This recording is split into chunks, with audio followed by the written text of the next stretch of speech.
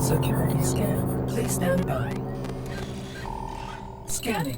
Do not move. Security scan successful.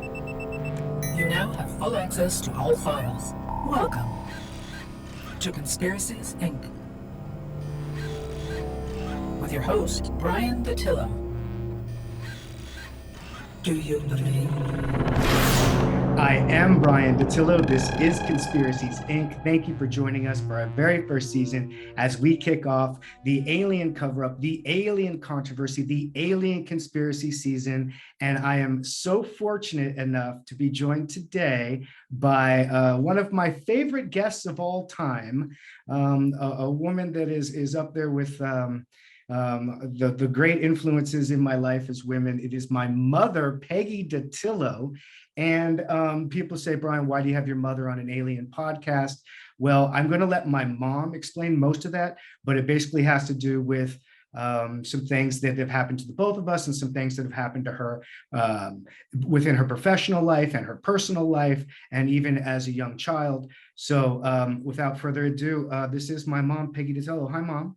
Hi, Bryan. How you doing? Is this where I say you're my favorite child? You could say that. That's fine. Oh, okay. Yeah, right. All right. But mostly I want to talk aliens, so it's nothing new. Okay. I kind of want to start first. Thanks for doing this because I know you're going to Ireland next week. You got a lot to do. You're very busy. Your hair looks great, by the way. Oh, thanks. So I'm going to one of the great. hot spots, UFO hot spots in Ireland. So Yes. Well, thank you. Never Thank you know. for taking time out before you go. And I can't wait for you to do a little research on your trip and take as many pictures as you can because no one believes you unless you have pictures. that's right. Okay.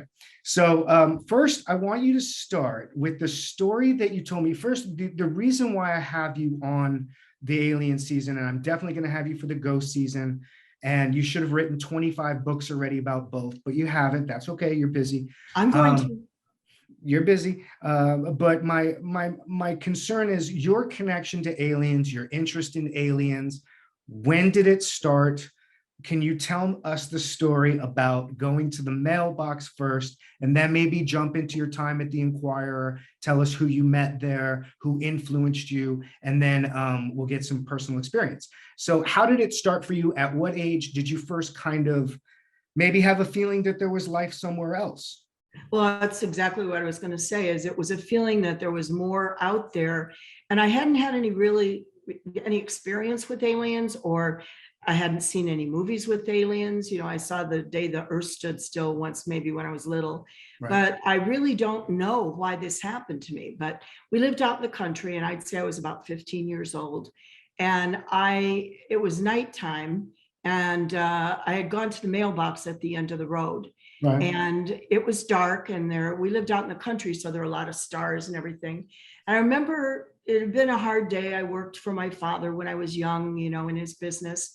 So I was tired a lot, and I was kind of fed up. And I looked up at the sky, and all of a sudden I felt like there's something out there.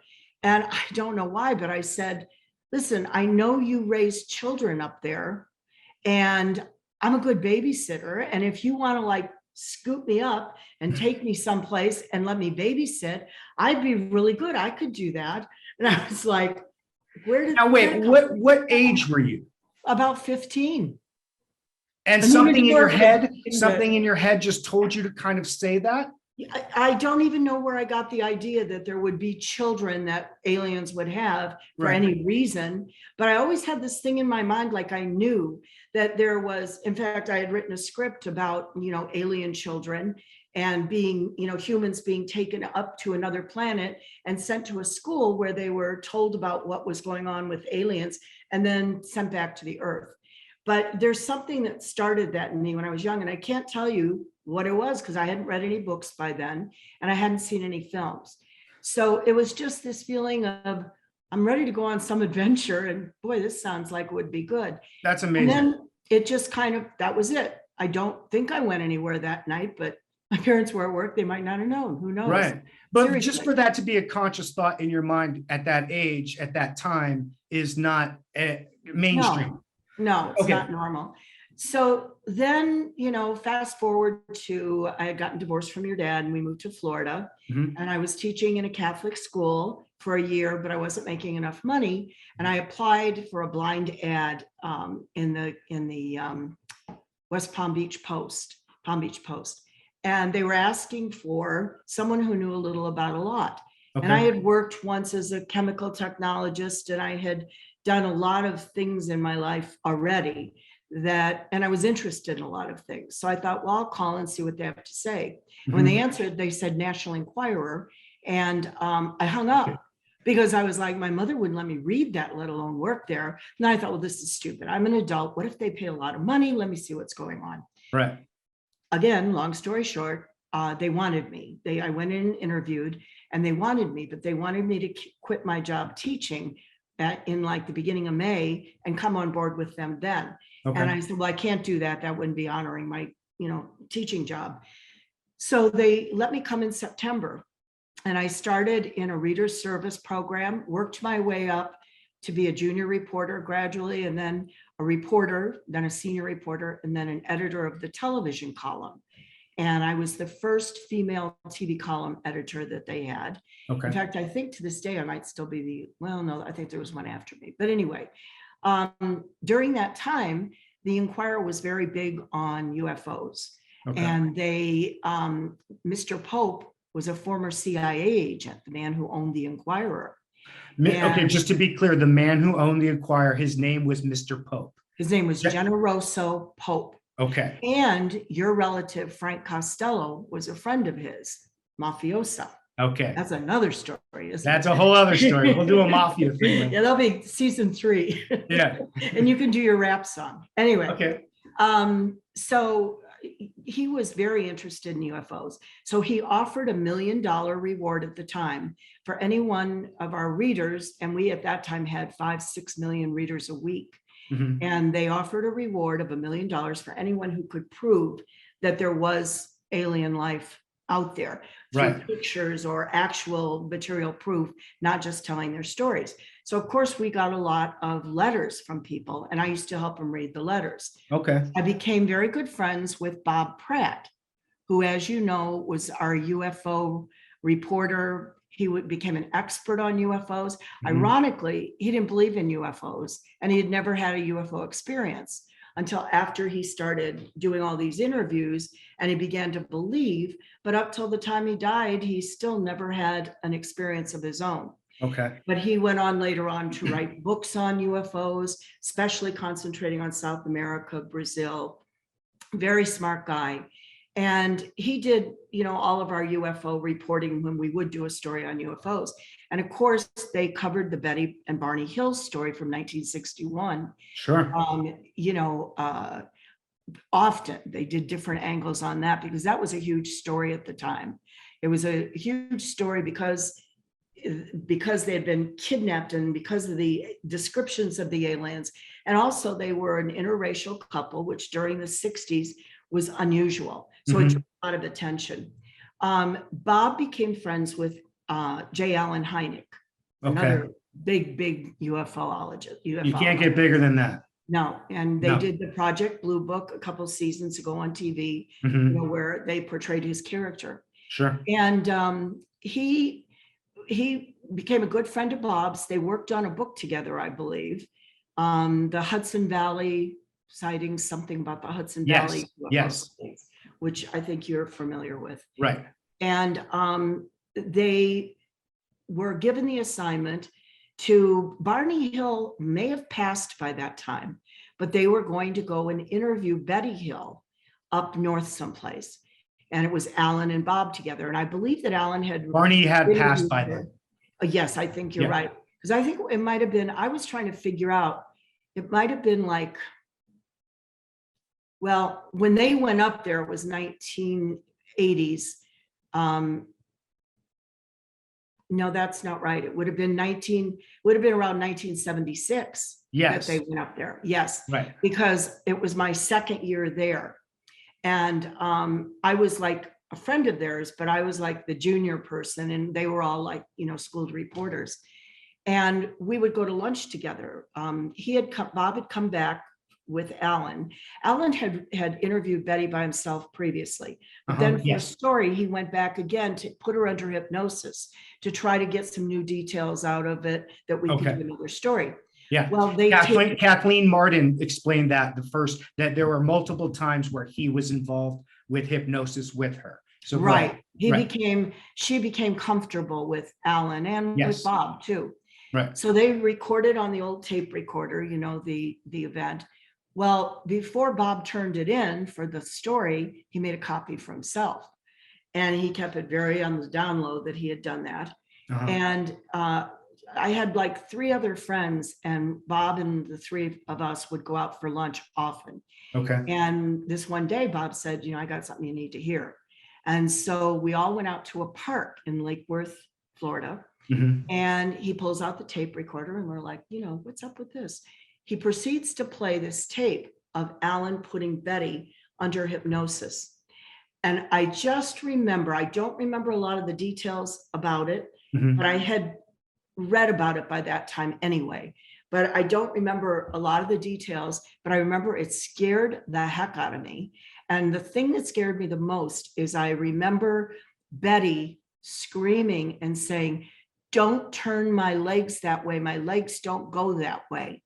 As if they were twisting him in the wrong direction or trying to bend them, you know, like at the knee going up. And she was terrified. And it freaked me out. And anyway, that happened with Bob. And Bob ended up passing away in 2005. You know, we were friends up till that time. But and you said that Bob, and he started as a skeptic, but in your last conversations with Bob before he passed away, where did he stand on all this after what he's done? He believed it 100%. He had met too many people, hundreds of people, especially down in Brazil and the South America people, that swore to the events, and different people in their family, you know, had the repeated. I mean, you and I have spoken about that, where it seems to be that generations of people do have sightings. I mean, in our family, that's happened. You know, I mean, especially with us. I've had sightings. You've had sightings. Your son has had sightings.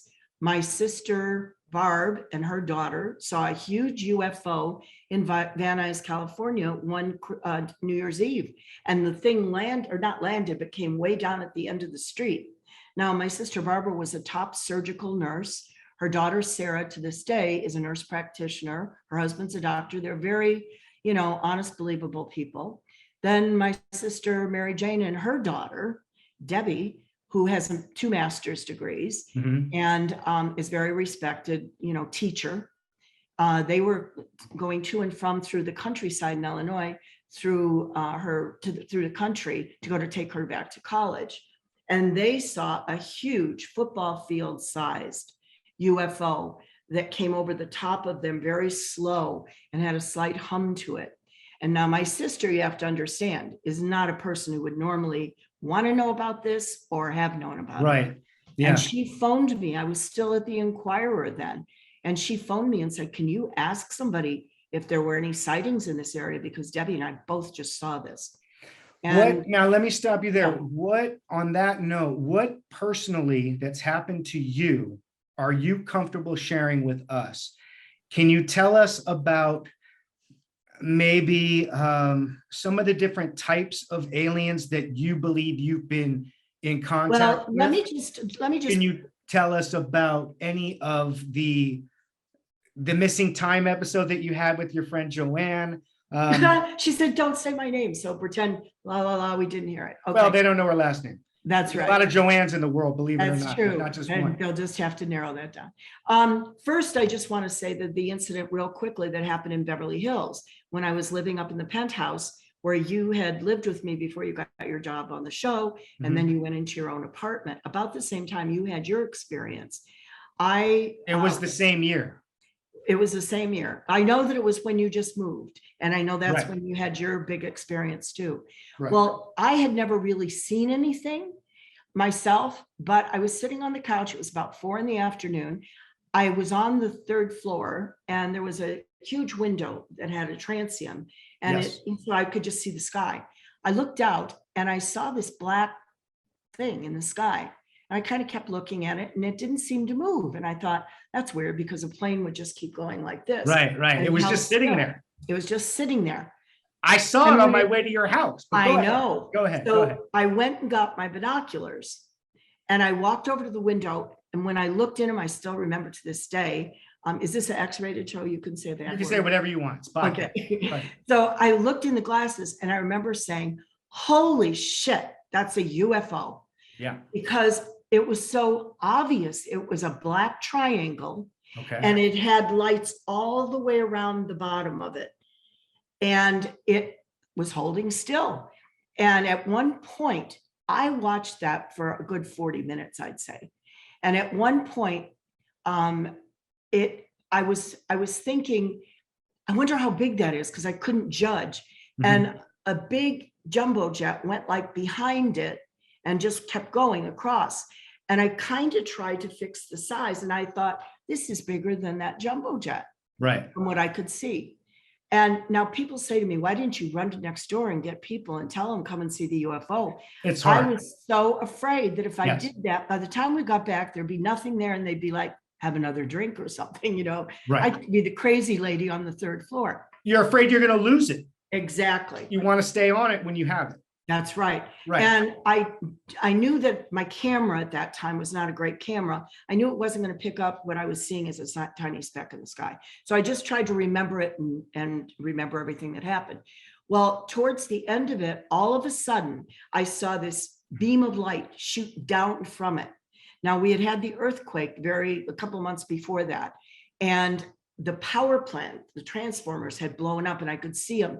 And to me, it appeared that they had put this beam of light down into the transformer and that it had, they were trying to like maybe get energy from these electrical Right. and stuff. And then it lasted about maybe 5 seconds and then up and then like a bat out of hell, it was gone. It was like, and it was gone. And I just stood there and while I was still watching it, you had called and you were on your way over. I saw it in the street. Yes. Yeah. And of course, I tried to call the police and the army and everybody's like, yeah, thanks. Have a good day. We'll write that down. I said, go outside and look. And no, it's not going to happen. I was glad you could see it. Right. So you've definitely seen UFOs. Let's get a little deeper into aliens themselves, types of aliens.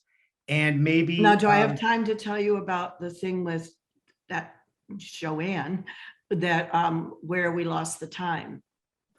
Well, we can try to squeeze that in after. I think because I thought that was kind of important because we lost 3 hours. You know, right? Okay, briefly go through that story because I know you want to tell very it, and quickly. then we'll go to the. We were sitting outside. It was about 9 o'clock at night. We were just getting ready to put some steaks on the grill. I had my back to the south. She looked at me and she said, what's that? I turn around and in the sky are these lights spaced equally apart, almost like a W, like 1, 2, 3, 4, 5. And I went, wow. And they were orange spheres like. And I said, those are UFOs. And she was not believing that. And she said, well, they can't. I said, well, I think they are. Right. So I ran in to get my camera and my phone. She ran in to get her phone. My camera wouldn't work. It was like, it was broken, you know. When you went to point your camera at the UFO, your camera would not work.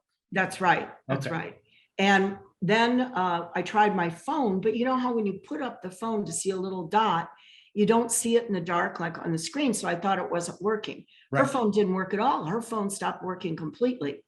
I was able to take, and you've seen the footage, this little footage on it, a video that showed these lights, but because I was moving around because I couldn't see them in the phone. It's hard, yes. You can see them and then I move it too fast. Right. But we did see them. They disappeared completely. And then a couple of minutes later, they came back double of them.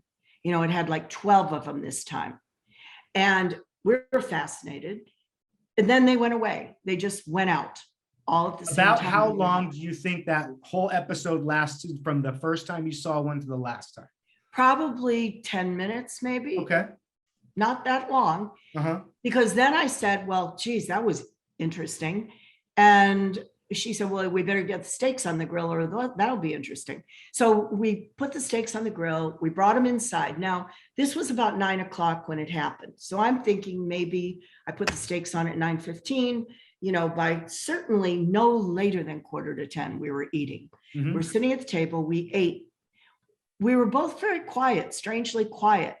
And afterwards, I remember we talked about a mutual friend for about 15, 20 minutes. Mhm. And then we were both so tired. And I said, I'm exhausted. I said, let's just clear up the kitchen, the dishes, put them in the sink. We'll do them in the morning.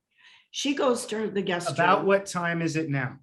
Well, I thought it was probably no later than 10:30. Okay. Because we had just eaten quickly, talked about our friend for 15 minutes. Let's go to bed. Got it. She goes to the guest room to get ready for bed. I go to my room on the other side of the house. And as I passed the living room, I have that huge clock in the living room. Yes. I passed that and I looked and it said 1:30 a.m. And I was like, oh, the battery must have died. My clock, geez, my clock's way off. I didn't notice that before. I go into my room and I look at the radio, clock radio, and it also says 1:30. I go into Joanne and I said, do you know what time it is? And she said, I don't know, 10:30, 10:45. I said, it's 1:30 in the morning.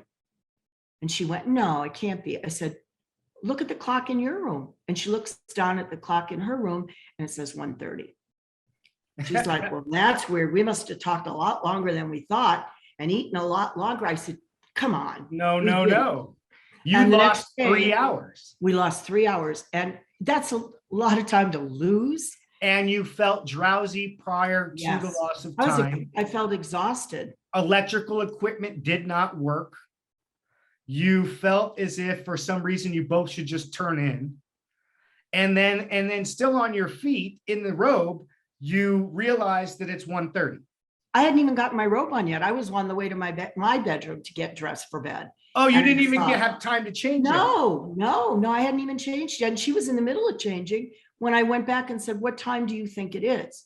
And the next day when I insisted we reported to MUFON, of course. Right. To our good friend Sam. Mutual UFO Network. Yes, right? yes.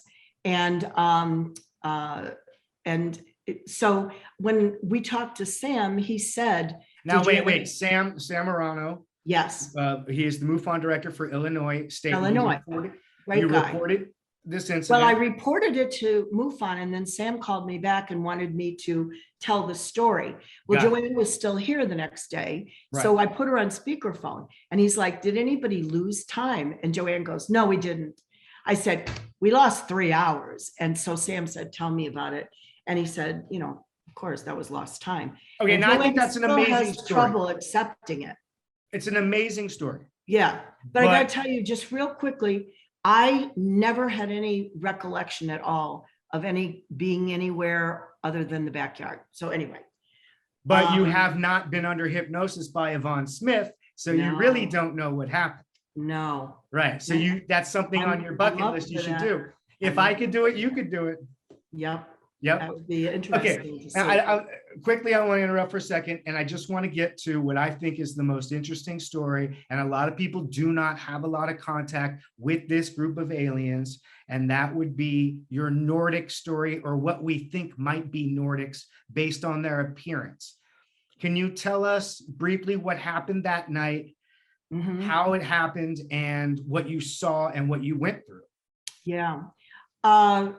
I was in my bed and I was on my left side, and between my bed on my left side is my bathroom there, the master What year is this? It was the Nordics were, let me see. It was 2018. Okay.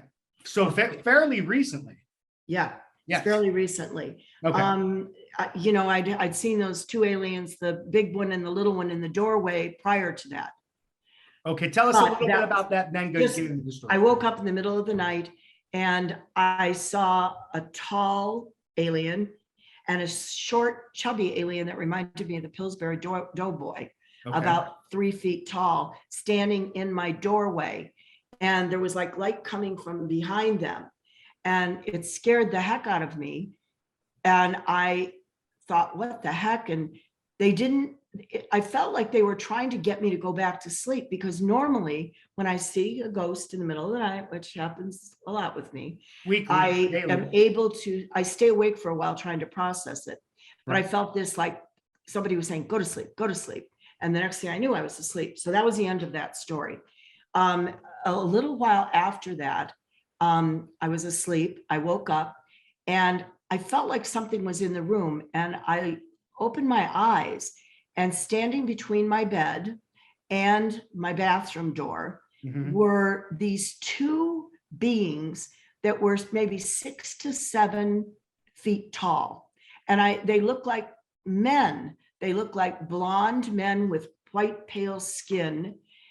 They had light eyes. Their hair was wispy, like someone who may have been going through chemo and loses part of their hair. It was that wispy, thin, splotchy hair. What and color? It was long. It was white. Okay. Like white, blondish white. And they were standing there, and they had on lab coats. And I think they had on like white pants underneath the lab coats. The lab coats had a strange greenish, lime greenish cast to them.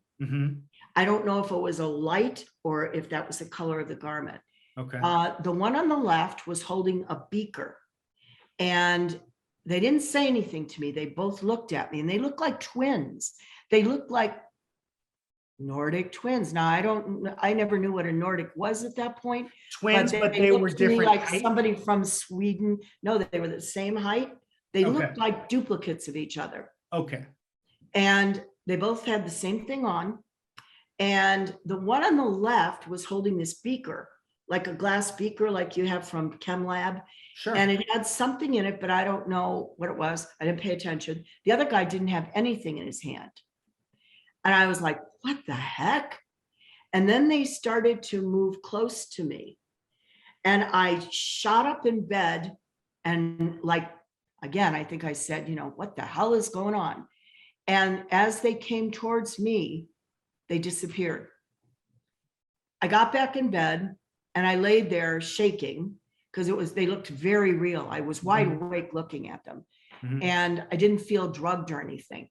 And then a few minutes later, I had started to close my eyes to go back to sleep. And again, people always question, why don't you just move from that house? But I'm used to having things weird happen in the houses. We've always. Well, you are what we think is an old Indian burial site. Yes. They found when they were building my house, I was the first person to live here. So it wasn't an old haunted house, but they found a lot of Indian artifacts, arrowheads, vases, containers, when they were digging for the houses in this subdivision. Okay. So then I started to fall asleep again. And suddenly I felt like somebody was there again. And I opened my eyes again. And this time there was one of those Nordic people that you told me later was called a Nordic. There was one of those people with the white wispy hair in the lab coat again. And he was carrying a small, like a pot. And he had like this strange orange flower in it, like an orange lily. And he was carrying it, and he was holding it out to me, like presenting it to me. I was like, what the hell? And I got the impression telepathically. Now, nobody said anything. I said, what the hell? But I felt like he was saying to me, I'm bringing you this as a gift, to bear a gift, because it's, because I scared you before. Okay. I go back to sleep, and that was the night that I felt that guy who looked like Bob Lazar came. Right. And I was examined on my bed. Do you want me I know that we're running short. Yes. Here. No, you started. Please tell us. Okay. So tell us about the Bob Lazar lookalike. The Bob Lazar lookalike. Yeah. Anyway, I'll shorten it as much as I can, but I was in bed, and again, I'd fallen to sleep, and all of a sudden I felt like somebody, I was on my left side again. I felt like somebody took their hands and pushed me like this, and was pushing me towards the center of the bed. Then I felt like someone had thrown a blanket over my head, and I wanted to see, and I kept putting my hands out to feel if somebody was there kidnapping me. And I couldn't feel anybody. Then I'd feel somebody crawling across my legs and going to the other side. And then it seemed like I felt like I was starting to be examined. And I felt like you do when you're under versed, like if you have a colonoscopy or something. Yeah. And I could hear, but I couldn't move, and I couldn't talk and communicate. And they eventually took this thing off my head. I don't remember seeing, but there were about 3 other beings in the room. And they did something that it's uncomfortable to talk about, but they did something that felt like a gynecological exam. Right. And it felt like they had put some mucousy stuff there, and that they were trying to reach in and extract something from inside me that felt like it was about 5 or 6 inches long, you know, and it felt very messy. And I told them that it hurt, but again, I don't know if I said it or it was telepathically. And when it was over with, you know, there was a lot of details in there, but when it was over with, I looked over and this man came in, and he looked like, I've now realized when I saw something on Bob Lazar recently, I was like, oh my God, he looked like Bob Lazar. He was right, a human. with the eyes. It's in the eyes. He had the eyes, those funny eyes, and yes. He had glasses on, and God bless you, Bob Lazar, but you got an interesting mad scientist look. Slender, and he had on like a regular shirt, like it seemed to me it was light blue maybe. And he kind of had this smile, like this condescending smile. And I said, what are you doing? And he said, it's okay, we're not trying to hurt you. And then I said to him, you look familiar to me. I think I've seen you before. And he very calmly said, oh yes, you've seen me before, and you'll see me again. Oh, I hate that one. It gives me chills every time you tell me that. Yeah. So that was that. And there's one more story too, but it's a little longer. I don't know. Oh, go ahead. I mean, I think we're only about a half hour, so we should probably close. But is there something you wanted just to add to close? Like, what was the other story you wanted? Well, the other story is the best one, so I don't know how you want to handle this. The one about where I was actually taken through the wall and taken on the ship. Oh yeah, you got to say that. Let's get into that, but you got to go through it quick. So go ahead. Oh, okay. I'm sorry. To start out with, awaken in the middle of the night. Mm-hmm. I thought my mother had just passed, and I thought that it might be the ghost of my mother. This was last year, 21. Right. It was January 21. Okay. And I said, Mom, if this is you, touch my forehead like you did when I was a little girl. And I felt somebody touch my forehead, and I still had my eyes shut. Then suddenly I opened my eyes and I saw my sister Barb, who had also passed, but didn't really look like Barb.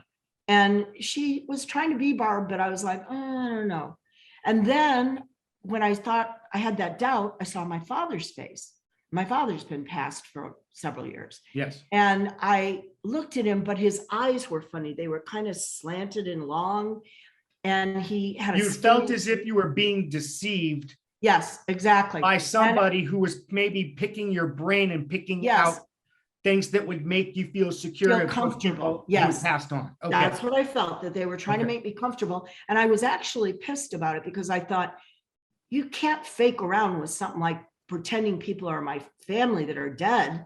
So the next thing I knew, I was being lifted up from the bed, and I was feeling groggy, but I felt myself get up, not standing. I was like suspended. And the next thing I know, I was headed towards my wall next to my window. Now, my first thought was, they're going to try and take me through this wall. I can't go through a wall. And then I thought, wait a minute, I've done it before. I can do it again. So I start to go through the wall, and I feel this squishy noise around me as I went through this wall. Got it. And the next thing I knew, I was through the wall, and I was going through a city that had almost like a doomsday city. Mm-hmm. There were a lot of people in a line, and there was this one woman, and she was young, but she had black circles around her eyes and crazy hair, and she had a baby on her back. Okay. And I said to her, what's going on here? Are we in danger? And she said, oh, yes, we're in danger for sure. Then the next thing I knew, I'm rising up through the sky, and now I'm getting chills. And I could see the stars, and there were like little shootings of, not really shooting stars, like little squiggles of white through that I could see in the sky. And I'm Like going trails up, of light? Trails of light? yes, trails of light in the sky. And the next thing, I'm going up, going up, going up. I'm looking around, and suddenly appearing next to me were these two beings.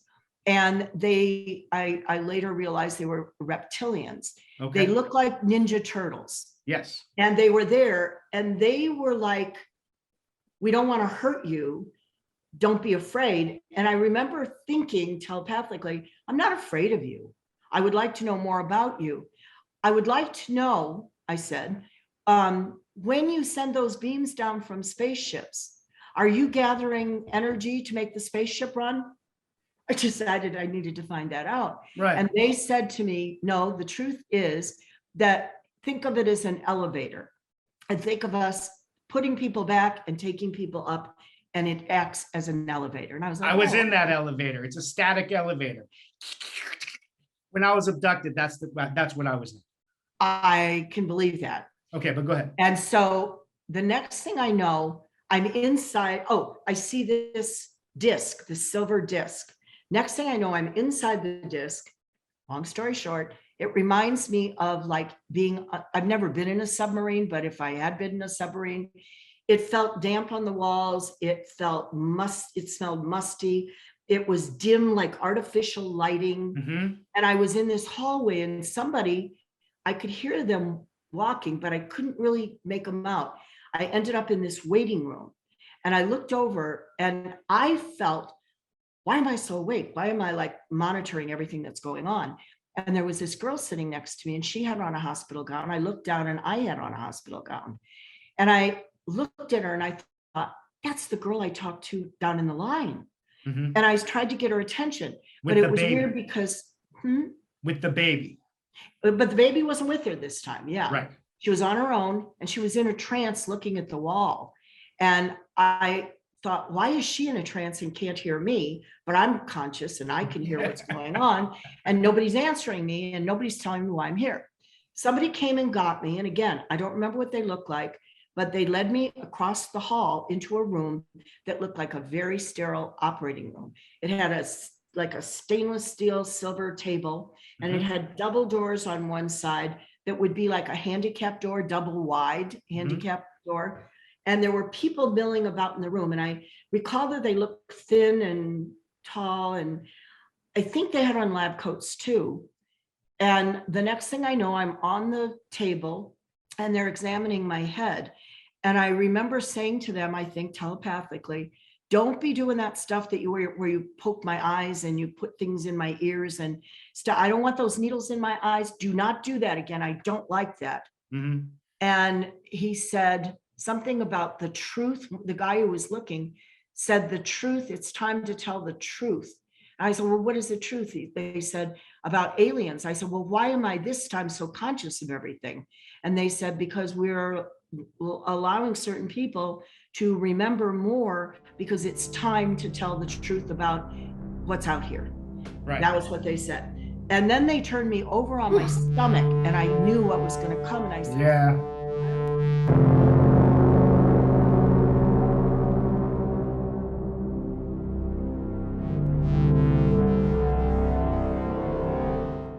You can find us on Apple Podcast, iHeart, Spotify, or wherever you get your podcasts. You can also find all of our social media. On Twitter, it's Bryan_Dattilo. And on Linktree, that address is @Conspiracies Inc. Podcast. Thank you for joining us.